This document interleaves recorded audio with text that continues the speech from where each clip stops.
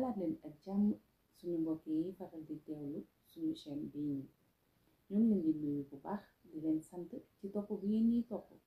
tey nag dañoo leen a indi benn histoire bu bari njàngat waaye tamit histoire bu am solo. histoire bi nag moo ngi doxoon ci diggante benn xale bu góor ak benn xale bu jigéen bu daan bëggante.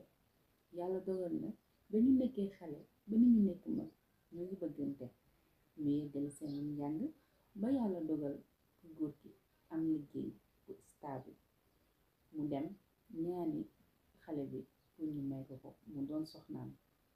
waaye mbokk yi li jar a bàyyi xel mooy est-ce que chaque jour li nit di bëgg day tombeek li gën ci moom. yàlla dafa dogal waa ji takk ndaw si ñu doxal lu tolloog 6 mois waa ji accidenté. bi mu accidenté ñu yóbbu ko hôpital mu dugg dans le coma. yàlla dogal mu tëdd fa ay weer ba lu mat at yeewuwul ñu nelaw. ci noonu la goro bi ñëwee ci xale bu jigéen bi ne ko man kat dama bëggoon yeewi la nga dem wuti beneen borom kër ndax xale nga te taaru nga demagoo fenn yaa ngi doog a dugg ci sa àdduna benn góor yomb la. ci noonu ndaw si ne ko man kat su ma sañoon ma toog xaar sama borom kër ba heure bu yàlla defee jàmm mu jugaat bu yàlla dogalul mu jugaat tamit nga xam ne loolu la yàlla dogal. goro bi bàyyi ko waa ji continuer nekk hôpital ñu demaat ba ab diir lu toll ci 2 at waa ji di nelaw ba léegi yeewu.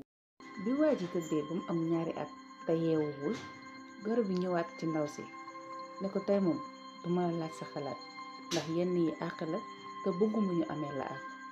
dal di dem ci imam bi woo ko mu ñëw ñu waxtaan daal di tas sëy bi ndaw si dellu seen kër. terewul waa ji mu ngi continuer nekk dans le coma ba am fa 5 ans. bi mu amee 5 ans ci la yàlla indi ay kéemtaanam yàlla dogal waa ji jóg. bi waa ji jógee li mu njëkk a laaj mooy ana jabaram.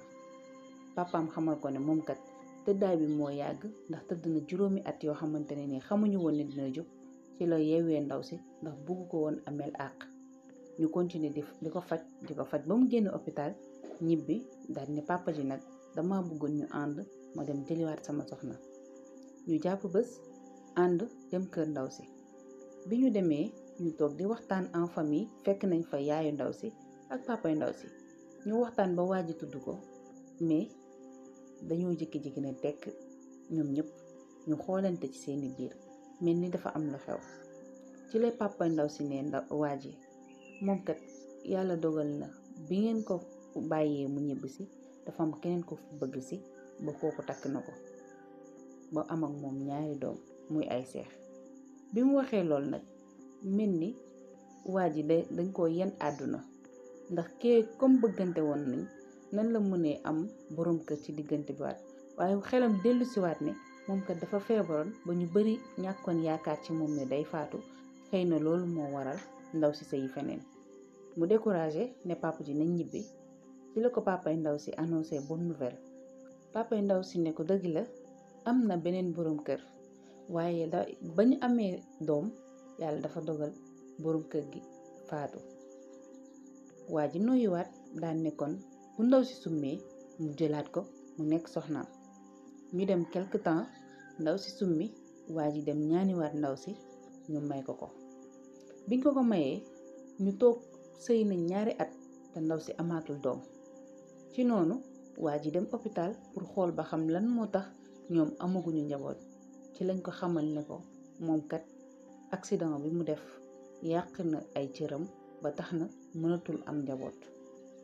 waaye waa ji biñ ko waxee loolu dafa santaat yàlla delloo lépp ci borom bi subhanahu wa taala.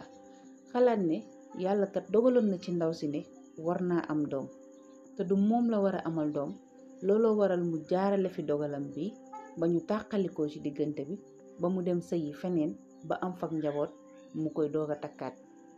ci la jëlee xale yooyu nga xam ne seen baay faatu na def leen comme doomi boppam di leen toppatoo uuf leen ak seen yaay.